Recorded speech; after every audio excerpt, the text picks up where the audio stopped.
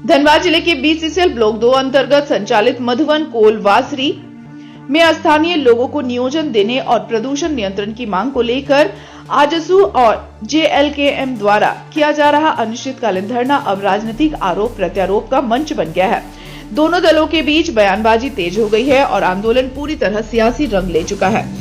JLKM के डुमरी विधायक जयराम महतो ने आजसू गिरिडीह सांसद चंद्रप्रकाश चौधरी और पार्टी अध्यक्ष सुदेश महतो पर गंभीर आरोप लगाए हैं। जयराम महतो ने कहा कि मधुवन कोलवासरी में जेएलकेएम का आंदोलन पहले से तय था, जिसे देखकर आजसू ने आनन फानन में आंदोलन शुरू किया। उन्होंने आरोप लगाया कि आजसू का उद्देश्य स्थानीय अधिकार नहीं बल्कि बीसीसीएल से चंदा वसूली करना है।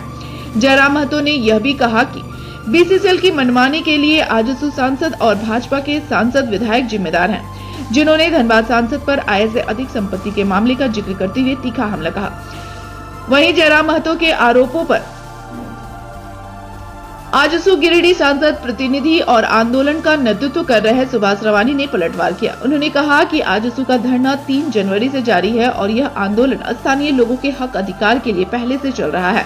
जेएलकेएम ने एक दिन बाद धरना शुरू कर आंदोलन की नकल की। उन्होंने कहा कि आजसू को किसी भी प्रमाण लेने की जरूरत नहीं है और चंदा वसूली किसका काम है यह जनता जानती है। इधर भागमारा के भाजपा विधायक शत्रुघ्न महतो ने भी जयराम महतो पर हमला करते हुए कहा कि उनका कथनी और करनी में फर्क है। उन्होंने आरोप लगाया कि जयराम महतो पीछे के दरवाजे से स्वार्थ सिद्धि करते हैं और आंदोलन को उगाही का माध्यम बनाते हैं। कुल मिलाकर स्थानीय रोजगार और प्रदूषण जैसे गंभीर मुद्दों पर शुरू हुआ यह आंदोलन अब तीखे राजनीतिक टकराव में तब्दील हो गया है। 2 झंडे एक साथ दिख रहे हैं हम लोग। ये तो ना ये कार्यक्रम हमारा था, लेकिन आप जान ही रहे हैं उनकी क्या भी एक्टिविटी है। विशेषकर हमारे काबिल साथी जिनका झंडा देख रहे हैं, वो उनका अभी 2 ही काम बचा है कि जेएलकेएम पे वो वार करे। कैसा वार करें? पहला वार मित्र पे, दूसरा चरित्र पे, तीसरा शरीर पे। पहले वो मित्र पे वार करेंगे। देखा नहीं कि बस कतरास कॉलेज में कार्यक्रम करके हमारे 2-3 मित्रों को अपने पास ले गए। अब वो चरित्र पे हमला करेंगे कि छोड़ा ऐसे हो, ये लड़का ऐसे है, इसका ऐसे है। वो चरित्र पे हमला करेंगे। जब वहां फेलियर होंगे तब वो देखिएगा चुनाव के अंतिम सालों में शरीर पे हमला करेंगे। यहाँ पहले आंदोलन का जो टेंट है वो आजसू लगाया था कि नहीं, कार्यक्रम हमारा था, लेकिन वो आनंद फानन, उनका कोई सूचना नहीं था। जब हम लोग सोशल मीडिया में इस चीज को वायरल किए तब वो आके बैठ गए। अच्छी बात है, साथ बैठते हैं, हमको कोई आपत्ति नहीं। विस्थापितों की लड़ाई साथ लड़िए ना, हम भूल जाएंगे मेरा बैनर क्या है। नहीं, वो देखें। अच्छा एक बात देखें, कौन है वहाँ का मुहिम? यहाँ मुहिम का सवाल ही नहीं है। उनका जो कार्यक्रम स्थल जाके देखे कौन बैठा है, कोई नहीं है। केवल एक वही द्वेष, एक दुर्भावना उनका बैठता। दिन भर हम बोलते हैं कि भाई हम ही उसके पंडाल में चले जाते, कोई नहीं उनके कार्यक्रम में। और देखिए 10 लोग नहीं थे जब वो कार्यक्रम होगा। वो केवल और केवल इसी तरह रहा है, फुट डालो शासन करो, वही कार्य करने आया। आप फ्रंट में आके लड़ाई लड़िए। सामने वाला अधिकारी हो, पदाधिकारी हो, अगर वो गलत है तो उसको अंग्रेज मानिए, अपने आप को भगत सिंह का अनुयायी मानिए और लड़िए उनसे। एक पीढ़ी को आके फ्रंट में सामना करना होगा कि हम अब लड़ेंगे, तभी हमारा अस्तित्व बचेगा। आपने कई आरोप लगाए। ये सच्चाई है, न्यायालय ने संज्ञान में लिया है, न्यायालय ने निर्देश दिया है। धनबाद सांसद पर डरने की क्या बात है जी? अरे सांसद हम बनाए तो बोलने में क्या दिक्कत है?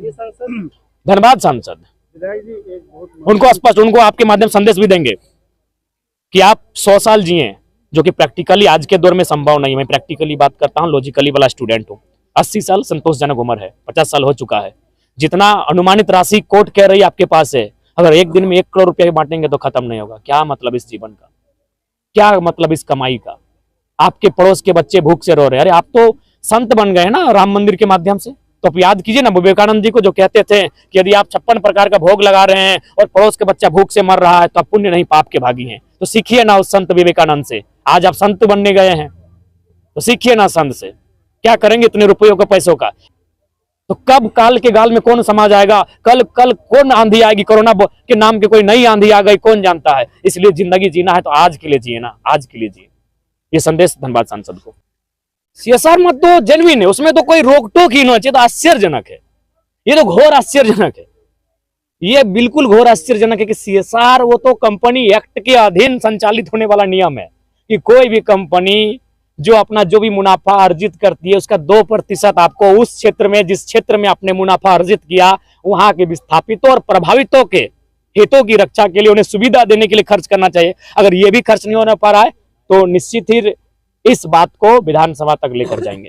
अगर एक बात बताइए, खनन की जिम्मेवारी किसकी होती है? खनन क्षेत्र की जिम्मेवारी होती है सीआईएसएफ की, सड़क की जिम्मेवारी होती है राज्य की पुलिस की। मैंने दोनों को चोर का संज्ञा दिया है, मैंने दोनों को चुनौती दिया है। और पुनः आपके माध्यम से पुनः फिर कहता हूं, अगर आप में दोष नहीं है, आप में दागी नहीं है, तो आप उत्तर दें कि प्रत्येक दिन धनबाद में हजारों करोड़ का कोयला घोटाला कैसे होता है। उस समय आप सोए हुए होते हैं या पहरे पे नहीं होते हैं, इसके जवाबदेही आप दीजिए। चूंकि खदानों की जिम्मेवारी सीआईएसएफ की है और सड़क की जिम्मेवारी राज्य सरकार की है। मैंने दोनों विभागों के, राज्य सरकार की भी पुलिस प्रशासन, चाहे उसमें पुलिस हो, डीटीए हो, तमाम जो उनके पदाधिकारी हैं, और केंद्र की जो सीआईएसएफ है, मैंने उन दोनों को कहा है, दोनों विभागों को कहा है कि आपकी मिली भगत से चोरी हो रही है। तो जब चोर का साथ देने वाला चोर कहलाता है, तो अगर आपको हमने चोर कह दिया तो इसमें बुरा क्या है? हम उनका कटाक्ष नहीं कर रहे हैं, क्योंकि वो माननीय विधायक हैं और सम्मानित हैं और हमारा क्षेत्र के हैं, और हम चाहेंगे कि उनका कटाक्ष नहीं करें। मगर आप लोग सवाल पूछे तो उसके आधार से हम जवाब देना चाहेंगे।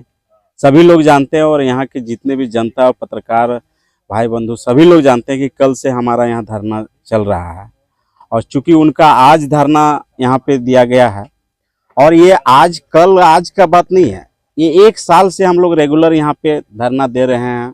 लगभग 3-4 बार हम लोग यहाँ पे धरना दिए हैं। कई बार अल्टीमेट हम लोग प्रबंधक से वार्ता हुई, मगर विफल रहा, प्रबंधक सुन ही नहीं रही है। हम लोग मजबूर होकर हम लोग अनिश्चितकालीन धरना हम लोग यहाँ पे दे रहे हैं। ऐसा नहीं है कि किन्हीं को देख के किन्हीं का हाईचेक कर ले। माननीय सांसद चंद्र प्रकाश चौधरी जी का ये लोकसभा क्षेत्र का ये विधानसभा है, ये बागमारा विधानसभा आता है, और हमेशा माननीय सांसद जी का प्रयास रहता है कि जहाँ पे अधिकारी के द्वारा हो, चाहे बीसीसीएल प्रबंधक के द्वारा हो, चाहे किसी भी मुद्दा पे जहाँ पे बात रखने की बात होती है, वहाँ पे मुखर होकर हम लोग माननीय सांसद चंद्र प्रकाश चौधरी जी के सिपाही के तौर पे हम लोग हैं, और हम लोग हमेशा बात को रखते हैं और ये आगे तक ही रखते ही जाएंगे। चाहे कि दूसरे के देख के हम लोग नकल नहीं करते हैं। किसी का ऐसा नहीं कि हम उनका कोई प्रोग्राम है वहाँ पे कभी कहीं पर भी नहीं देखने को मिलेगा। आईएसओ अपना एक छाप है। उनका कहना है कि मुहिम तो दोनों के अलग अलग है, आपका लूटना और उनका सबको अधिकार दिलाना, रोजगार दिलाना, पोल्यूशन से मुक्ति दिलाना।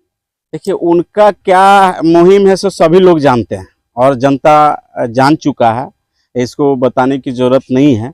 हमारा अभी मुहिम क्या है नहीं है ये सब लोग देख रहा है। आज हम लोग लगभग 5 साल 6 साल से माननीय सांसद जी का हमेशा प्रयास रहा है। ऐसा कोई आंदोलन नहीं है जो माननीय सांसद चंद्र प्रकाश चौधरी जी मुखर होकर हर समय यहाँ से लेकर केंद्र तक बात को रखने का काम किए हैं।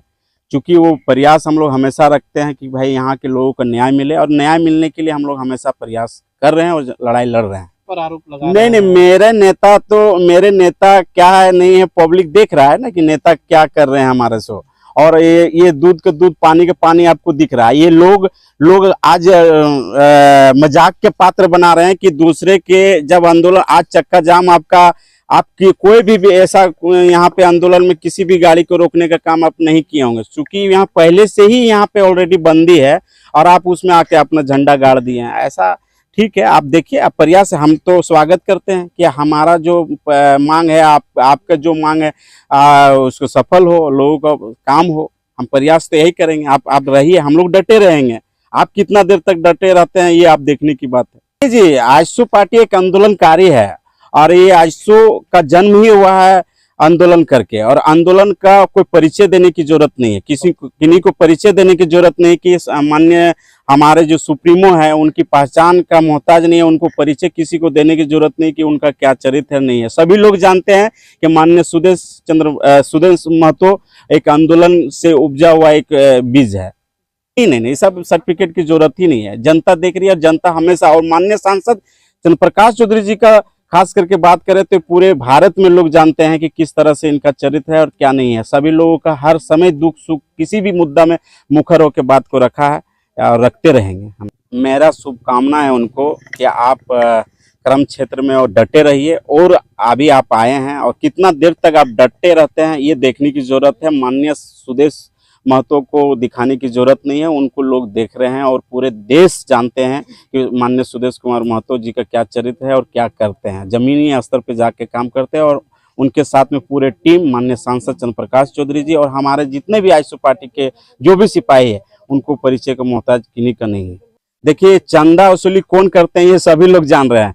आप समझ सकते हैं कि आप यहाँ के माननीय विधायक हैं डुमरी विधानसभा का, आप जाके देखेंगे कि वहाँ की जनता का किस तरह से वहाँ के कठिनाई से गुजरना पड़ता है। उनके समस्याओं को सुनने के लिए कोई नहीं है। आप देखते होंगे किस तरह के वहाँ की जनताओं को समस्या से झेलना पड़ता है। आप दूसरे जगह जाके दूसरे के में जाके अपना झंडा गाड़ने का काम कर रहे हैं और वहाँ सिर्फ और सिर्फ आपका एक ही मकसद है कि पैसा उगाही करने का मकसद रखता है। और आप पर आपके छोटे भाई सांसद पर गंभीर आरोप लगाया कि आप चंदा लेते हैं जल से, आय से अधिक संपत्ति किए हैं, राम राज कर रहे हैं, तो दान कर दीजिए सब संपत्ति। क्या कहेंगे जयराम महतो? जयराम महतो कथनी करने में बहुत फर्क है। पहले तो जयराम महतो नसीहत देना चाहेंगे कि पिछले दरवाजे घोषणा बंद करें, लोगों से पिछले दरवाजे मिल के अपना काम निकल रहा था वो पहले बंद करें। दूसरी बात, अवैध उत्खनन का मामला जो उन्होंने उठाया था, यहाँ से हजारों हजार ट्रक जो कोयला जा रहा था, जीटी रोड में उन्होंने इसका आंदोलन किया था, लेकिन क्या आज कोयला नहीं जा रहा है? कहीं न कहीं जयराम महतो इस पर पूरी तरह से संलिप्तता है। जयराम महतो को इसने गाड़ी पीछे पैसा बंधा गया है, इसलिए ये मामला को फिर उन्होंने दबा दिया है। जयराम महतो सोच रहा हूँ बहुत चालाक है, वो चालाकी लोगों को बेवकूफ़ बना के जो अपना जो रोजी रोटी सेकने काम कर रहा है ये बंद करें। जयराम महतो सबसे बड़ा फ्रॉड आदमी है आज की डेट में, इस सब जनता जान चुकी है। क्या कहते हैं आपके बड़े भाई को अभी गंभीर आप लोग लगाते हैं आय से अधिक? जयराम महतो बोलने का उनका हिम्मत ही नहीं है इस तरह की बात। वो कहीं न कहीं दुर्भावना से तक बोल रहा है। जयराम महतो के हम लोग कारनामा हम लोग भली भांति जानते हैं। बोलते रहे जयराम महतो जो करता है ना वो कोई विधायक से नहीं करता होगा। वो पीछे दरवाजा से मिलते हैं और अपना रोजी रोटी से काम करता है। और हम तो कह रहे हैं कि वो पूरी तरह से ये सब हम करना मिला हुआ है। जो भी अवैध उत्खनन हो रहा है या कोयला या ट्रक जा रहा है वो पूरी तरह से मिली हुई है। क्योंकि वो कुछ दिन पहले वो धरना दिया था जीटी रोड में गाड़ी बंद करने की कि आज कोयला नहीं जा रहा है, तो कोयला क्यों जा रहा है? जब वो बंदी कर रहा था और कहीं न कहीं वो इस पर ट्रक पीछे अपना पैसा बंधवा लिया है, तो इसलिए शांत हो गया, चुप हो गया है। इसलिए जयराम महतो अपना गिरवा झांके पहले तब दूसरे आरोप लगाए। आंदोलन के बारे में क्या कहेंगे? उनका आंदोलन सही है? उसका आंदोलन सिर्फ और सिर्फ अपना रोटी सेकने का आंदोलन है, अपना पॉकेट भरने का आंदोलन है। वो किसी जनता के लिए आंदोलन नहीं कर रहा, वो अपने लिए आंदोलन कर रहा है। आपके सहयोगी आपके ऊपर भी गंभीर आरोप लगा रहे हैं।